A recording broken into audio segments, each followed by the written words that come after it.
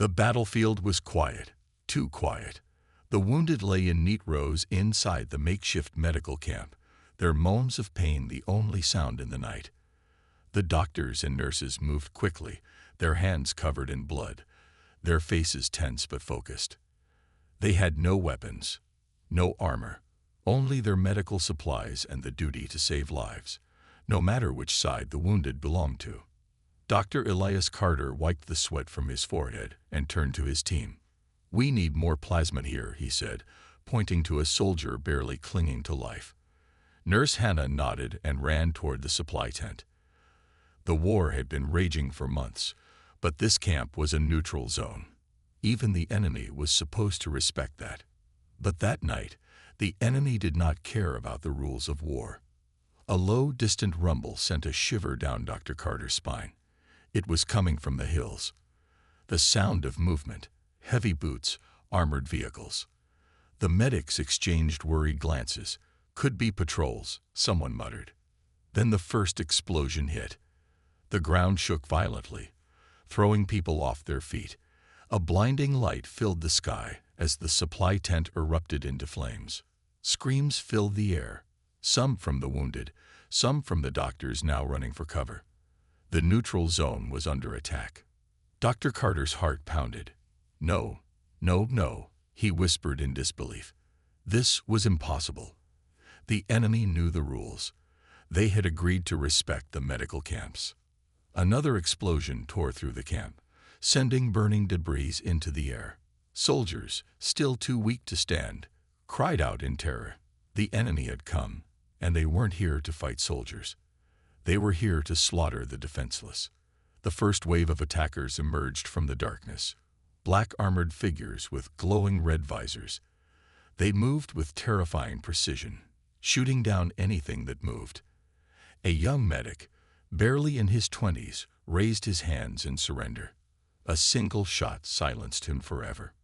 Dr. Carter grabbed Nurse Hannah's arm and pulled her behind a collapsed tent. "We have to get to the comms unit," he gasped. "We need to call Earth. Now." Hannah's face was pale, her hands shaking, but she nodded. Together, they crawled through the burning wreckage, avoiding the advancing soldiers.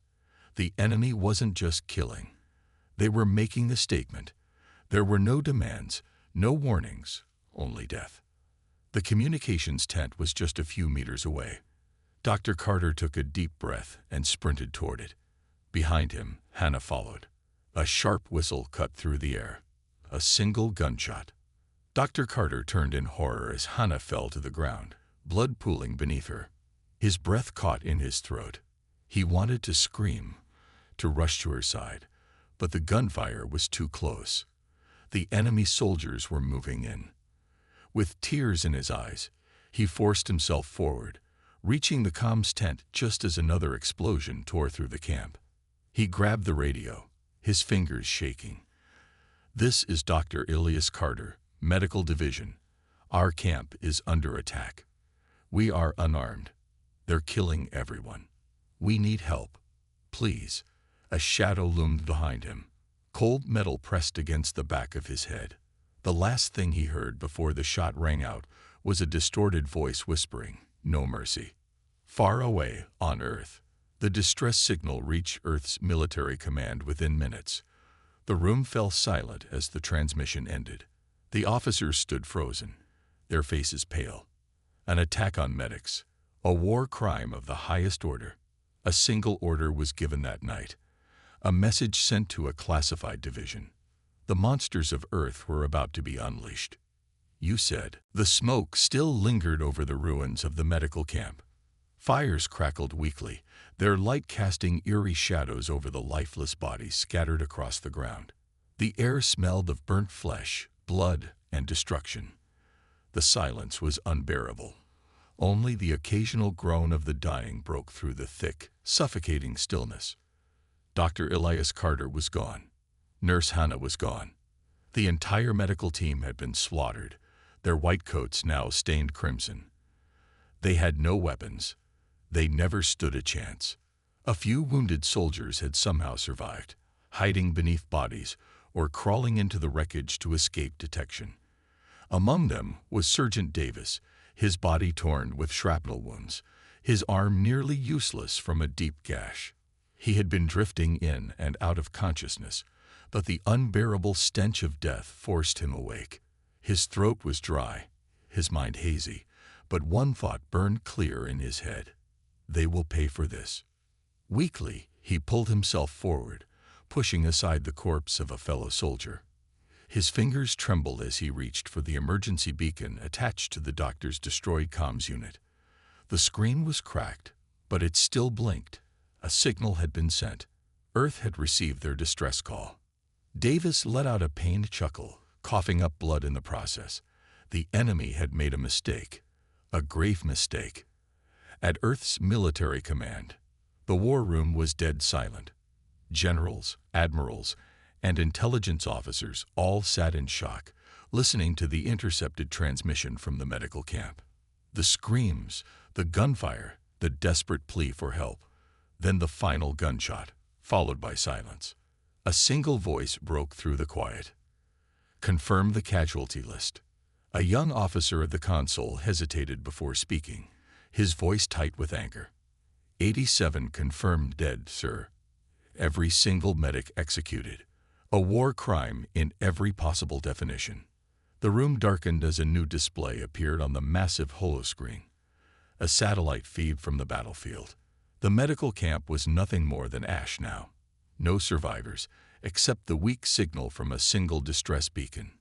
The Supreme Commander of Earth's military stood slowly, his jaw clenched. "Who did this?" he demanded. A tactical officer stepped forward. "The Dravik Empire's 9th Battalion. Sir, this wasn't an accident. They deliberately targeted the medics. He hesitated before finishing the sentence. "They executed our doctors, sir." The room was deathly quiet. The rules of war were clear. You do not harm the medics. Every species understood this. Even the most brutal alien empires knew that targeting healers was a crime that could never be forgiven. One of the older generals exhaled sharply, shaking his head. "They don't know what they've done," he murmured. A shadow moved in the corner of the room. A figure in a dark uniform, standing with arms crossed. His eyes held no emotion, only cold, measured calculation. The Supreme Commander turned to him. "Activate them." No further explanation was needed. Everyone in the room understood. The enemy had broken the rules of war. That meant Earth was no longer bound by them either. The black-clad figure nodded once before stepping out of the room. The monsters of Earth had been given their orders. The hunt was about to begin. In the depths of space, a classified warship lay in the void, hidden from all detection. No identification marks, no insignias. It did not belong to any official fleet. Its existence was not recorded in any database. Inside, a team of highly trained operatives sat in silence, waiting. These were not ordinary soldiers. These were the ghosts, the nightmares, the ones only whispered about in dark corners of military bases. A red light flashed on the main console. The leader of the team, a man with cold, gray eyes, checked the message. A single line of text glowed on the screen. "Deploy immediately. No rules. No mercy." He smiled, a predator's grin. The enemy had attacked Earth's healers. Now, Earth's monsters would show them what real war looked like. "You said." In the vast emptiness of space, the warship known only as Phantom changed course. It had no official designation, no markings, no place in any government records. To the galaxy, it didn't exist. But for those who understood war at its most brutal level, it was a whispered legend, a death sentence waiting to be carried out. Inside, the strike team sat in silence. These were not standard soldiers. They were something else, something far worse. Officially, they were never deployed unless the situation demanded total annihilation. Their leader, Commander Rook, stood near the holographic display. His gray eyes scanned the information before him. The names of the dead, the images of the destroyed medical camp, the intercepted enemy transmissions. His jaw tightened as he listened to the cold, clinical voices of the Dravik officers, laughing as they recounted how they had gunned down helpless medics. A quiet rage settled over the room.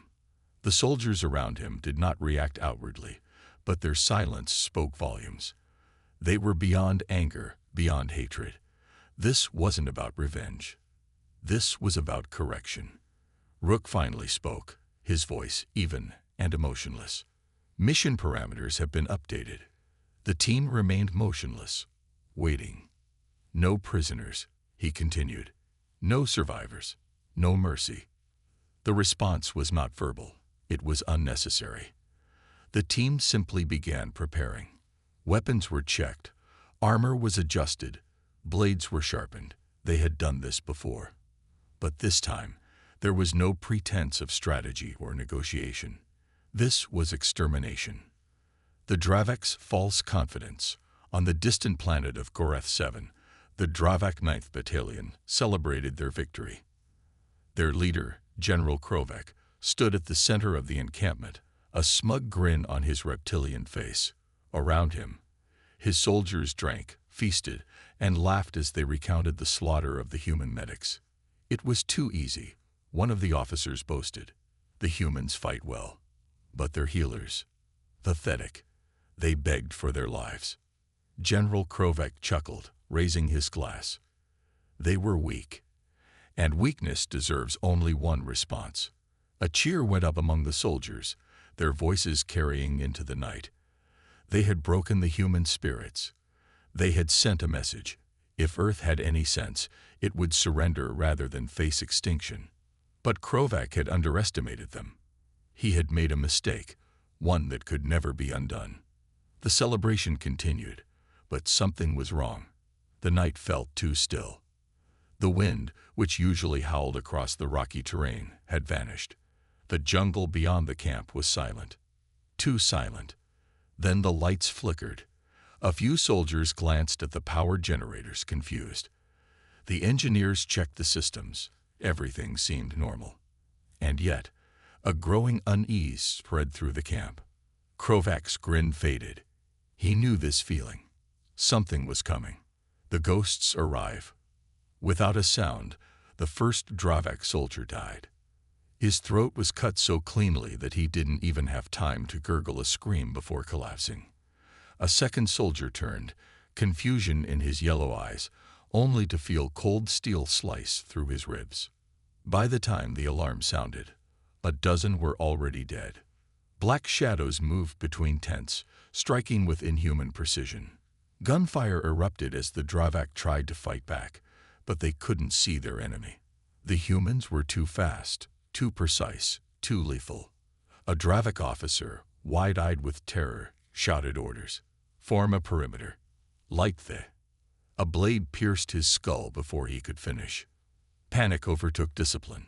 Soldiers ran in every direction, desperate to find their attackers. But there was no escape. The ones who tried to flee into the jungle met death in the form of silent gunfire. The ones who hid in their barracks were dragged out, their screams echoing for only a moment before being cut off. The shadows never spoke, never hesitated. They moved like predators, cold and efficient. Krovek, shaking, grabbed his rifle. He had fought in wars for decades, had survived against countless species. But this was something else. This was the nightmare every species feared. He barely had time to turn before he saw them. The figures in black armor, their visors reflecting nothing, their weapons glistening with blood. One stepped forward, taller than the rest, moving with the calm confidence of a killer who had done this 1,000 times before. Commander Rook, you broke the rules, Rook said quietly. We don't forgive that. Krovek raised his weapon, but he was too slow. The last thing he saw was the glint of a knife, and then darkness. No witnesses, no survivors. By dawn, the Dravik 9th Battalion no longer existed. The jungle was silent once more. The human operatives had already disappeared, their work complete. They left no bodies behind. They left no weapons, no signs of their presence. Only the wind remained, carrying whispers of a warning. Never target Earth's medics again. The sun rose over Goreth 7, casting its light upon a battlefield that no longer resembled a war camp. Smoke curled from the remains of the Dravak 9th Battalion's once thriving encampment. Blood stained the dirt, seeping into the ground like a silent testament to the massacre that had unfolded under the cover of night. Not a single Dravak soldier remained. Not a single structure stood untouched. The humans had made sure of that. Back aboard the Phantom, Commander Rook stood before a large screen, watching the silent feed of their work. The satellite imagery captured everything. The bodies left in perfect lines, the weapons confiscated, the command structures leveled. It was a surgical strike, precise and total. No evidence, no survivors, no questions left unanswered. One of his operatives, Sergeant Vale, stepped beside him, arms crossed as she studied the footage.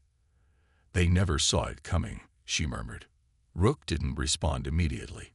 He was looking at something specific, one of the last images from their helmet cameras before they had extracted. A message had been carved into the metal of the largest Dravak transport, deep and clear for anyone who came searching. "You killed our medics. Now we've erased your army." He exhaled slowly. "They'll understand now," he said at last. Vale scoffed. "You think they will? Or do we need to send another reminder?" Rook turned to her, his gaze unreadable. "That depends on whether they're smart enough to fear us now." Across the stars, the message spreads. The destruction of the 9th Battalion did not go unnoticed. Within hours, reports began filtering through the galactic networks. The Dravak High Command received no transmissions from their forces on Goreth 7. Surveillance drones sent to investigate found nothing but scorched earth. The battle record simply ended. It was as if an entire army had simply been deleted from existence. Admiral Kazul, one of the highest-ranking members of the Dravak War Council, stood rigid in the war room aboard his flagship. The holo projection of Goreth 7 flickered before him, displaying the last known images of the encampment before all signals were lost. Silence gripped the room. His officers, normally so eager to speak, now kept their mouths shut. Fear radiated from them. They knew what had happened. They all did. The humans had answered. Kazul's claws flexed against the metal table. The attack on the medics had been a bold statement, meant to show Earth's forces that the Dravak were willing to strike at their weak spots. They had expected outrage, political disputes, maybe even a minor retaliation. They had not expected this. One of his commanders finally broke the silence. This was beyond war. His voice wavered slightly. This was annihilation. Kazul's eyes narrowed. He had underestimated humanity's response.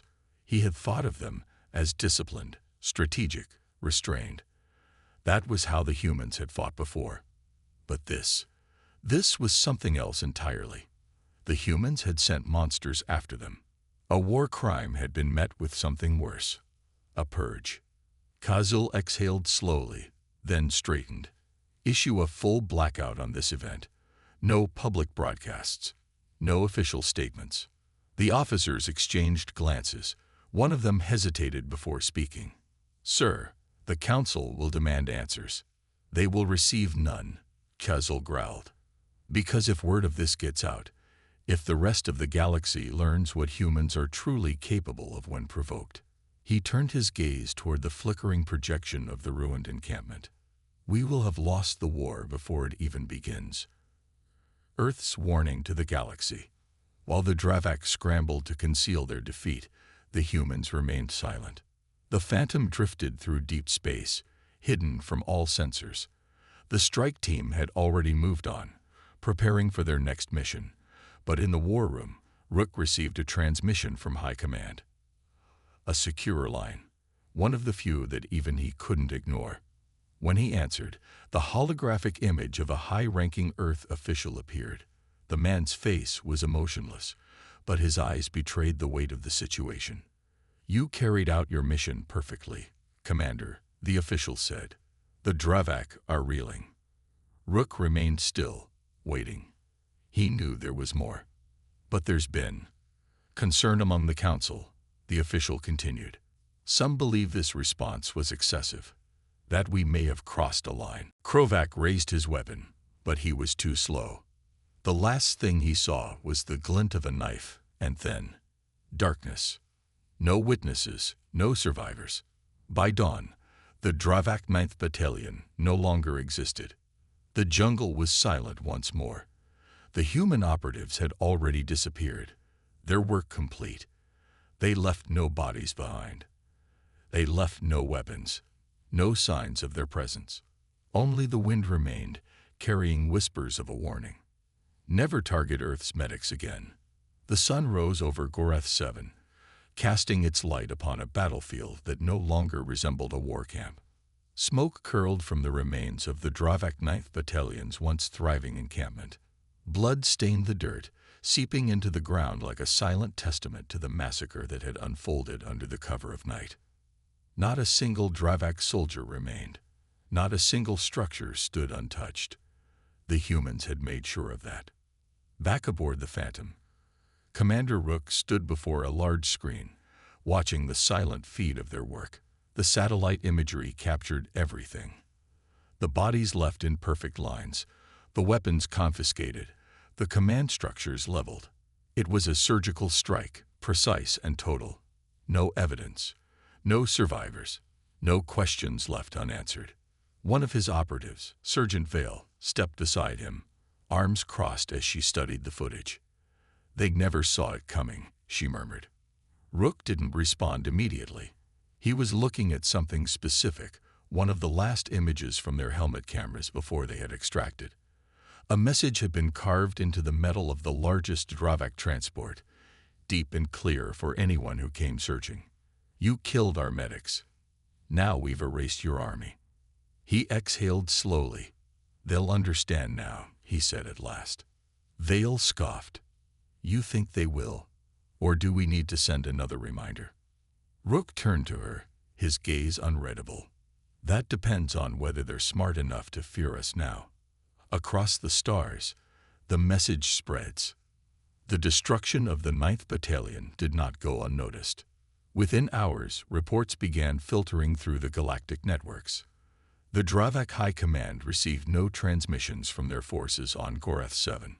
Surveillance drones sent to investigate found nothing but scorched earth. The battle records simply ended. It was as if an entire army had simply been deleted from existence. Admiral Kazul, one of the highest-ranking members of the Dravak War Council, stood rigid in the war room aboard his flagship. The holo-projection of Goreth 7 flickered before him, displaying the last known images of the encampment before all signals were lost. Silence gripped the room. His officers, normally so eager to speak, now kept their mouths shut. Fear radiated from them. They knew what had happened. They all did. The humans had answered. Kazul's claws flexed against the metal table. The attack on the medics had been a bold statement, meant to show Earth's forces that the Dravak were willing to strike at their weak spots. They had expected outrage, political disputes, maybe even a minor retaliation. They had not expected this. One of his commanders finally broke the silence. This was beyond war. His voice wavered slightly. This was annihilation. Kazul's eyes narrowed. He had underestimated humanity's response. He had thought of them as disciplined, strategic, restrained. That was how the humans had fought before. But this was something else entirely. The humans had sent monsters after them. A war crime had been met with something worse. A purge. Kazul exhaled slowly, then straightened. Issue a full blackout on this event. No public broadcasts. No official statements. The officers exchanged glances. One of them hesitated before speaking. "Sir, the council will demand answers." "They will receive none," Kazul growled. "Because if word of this gets out, if the rest of the galaxy learns what humans are truly capable of when provoked." He turned his gaze toward the flickering projection of the ruined encampment. "We will have lost the war before it even begins." Earth's warning to the galaxy. While the Dravak scrambled to conceal their defeat, the humans remained silent. The Phantom drifted through deep space, hidden from all sensors. The strike team had already moved on, preparing for their next mission. But in the war room, Rook received a transmission from High Command.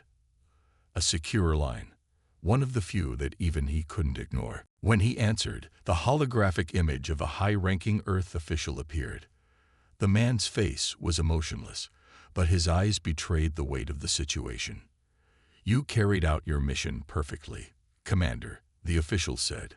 "The Dravak are reeling." Rook remained still, waiting. He knew there was more. "But there's been concern among the Council," the official continued.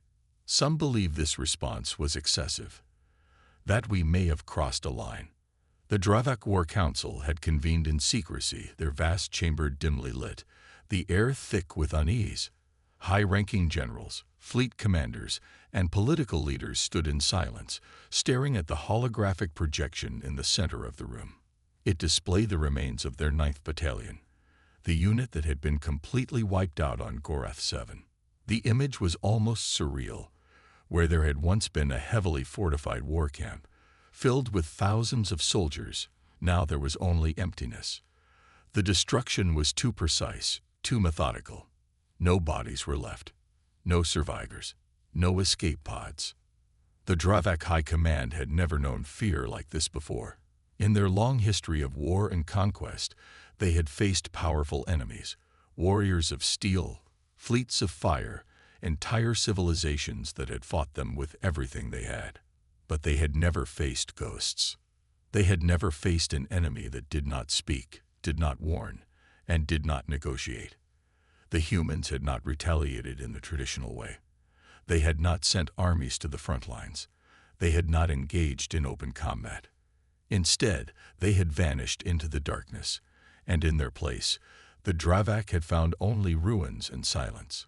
Entire war camps were gone.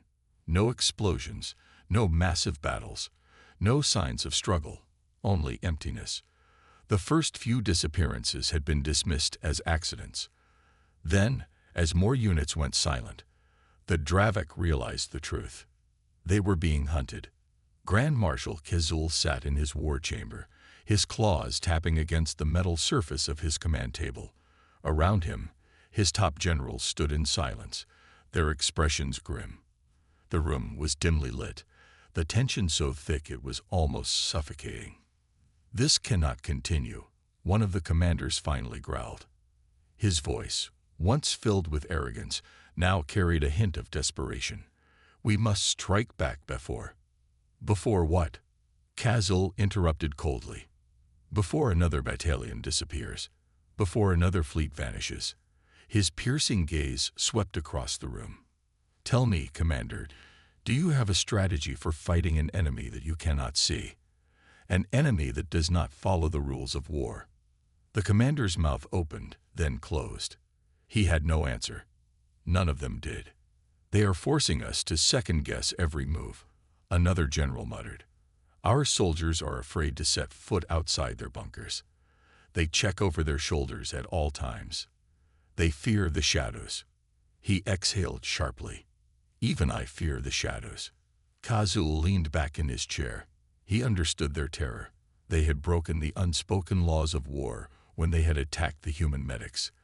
They had expected outrage, a political scandal, perhaps even a harsh military response. But what they had received instead was something else entirely. The humans had not come for war. They had come for justice. And justice, when delivered by humans, was far worse than war. The unseen war. Across the war-torn sector, Dravak forces were falling apart. Every time they sent out scouting parties, those units never returned. Supply routes had become death traps. Convoys would set out, only for their escorts to go silent. No wreckage was ever found. No distress signals were ever sent. The humans did not announce their presence. They simply took. On Gorath 9, a Dravak captain stood trembling in his command bunker.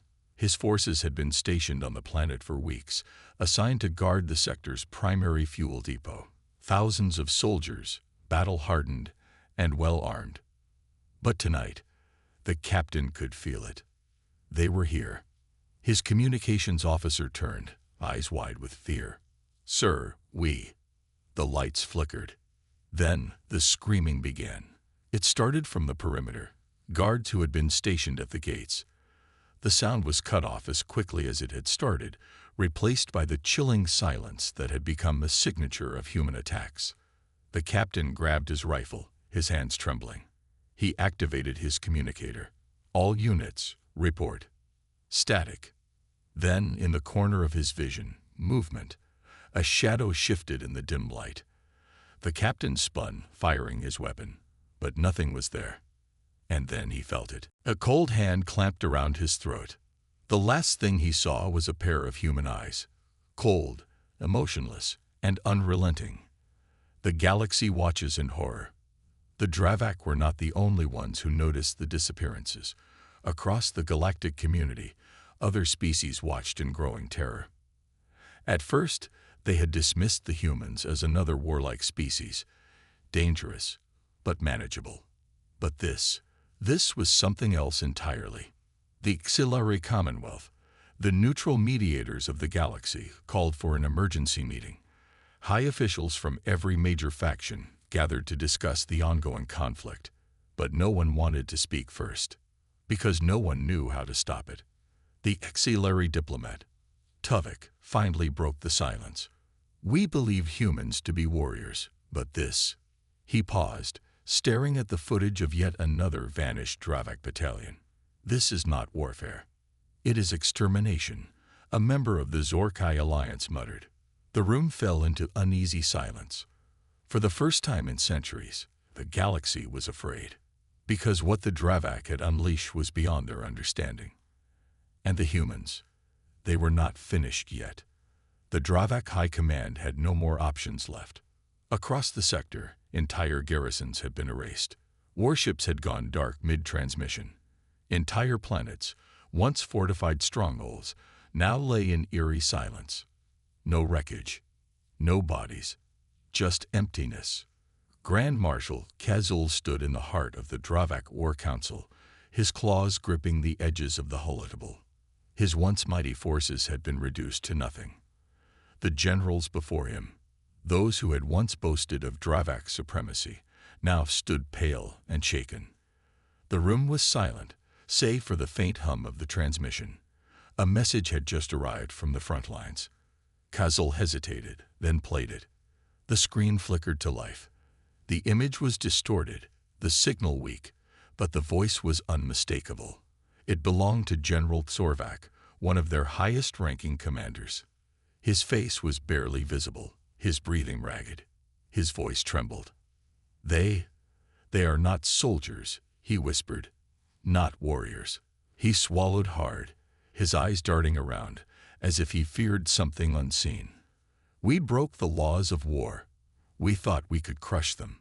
But—" He paused, his expression twisting into something between terror and realization. "They are not fighting a war anymore." His voice dropped lower. "They are hunting us." The screen went black. The room remained in dead silence. The last stand. The Dravak homeworld, Varlock Prime, had never been breached in its long history. Its defense grid was considered impenetrable, an iron wall of warships, orbital cannons, and automated sentry drones. But none of that mattered anymore. Kazul stood on the balcony of the Grand War Fortress, staring at the night sky. The stars were vanishing. No, not vanishing. Being blotted out. At first, they had assumed it was a communications failure. Then the outer colonies had gone dark. And now, there were no distress signals, no emergency transmissions, nothing. Just like the others. A cold wind howled through the fortress. Behind Kazul, his officers whispered among themselves, their voices filled with fear. The humans had never issued demands, never sent warnings. And that was what terrified them the most. One of the strategists broke the silence. His voice was shaky. Should we surrender?" Kazul turned, his expression unreadable. Surrender. He let out a dry chuckle. To whom? No one had an answer. Because there was no one to surrender to. The humans did not want victory. They wanted justice, and justice had no need for negotiations. The shadows close in, deep beneath the war fortress. In the most secure command center, the Dravak leadership gathered in desperation. They had activated every security measure, every last line of defense. But even then, they could not shake the feeling. They were being watched. A security officer gripped his weapon tightly, sweat dripping down his scaled forehead. No signs of movement, sir, but something is wrong. Kazul's jaw tightened. Explain. The officer hesitated, glancing at the monitors. All systems are operational. Sensors detect nothing. But we keep losing cameras. The room fell silent. Another officer spoke, his voice barely above a whisper. Losing cameras. The security officer swallowed hard, one by one. No alerts, no breaches, just gone. Kazul felt a cold dread settle in his gut. The Dravak had spent centuries mastering warfare. They had studied battle tactics, strategy, and military doctrine. But this was something else entirely. This was annihilation in silence. And then, the lights flickered. One by one, the monitors went dark. The officers grabbed their weapons, scanning the room, their eyes darting toward every shadow. Then the sound came. Not an explosion, not gunfire, a single breath.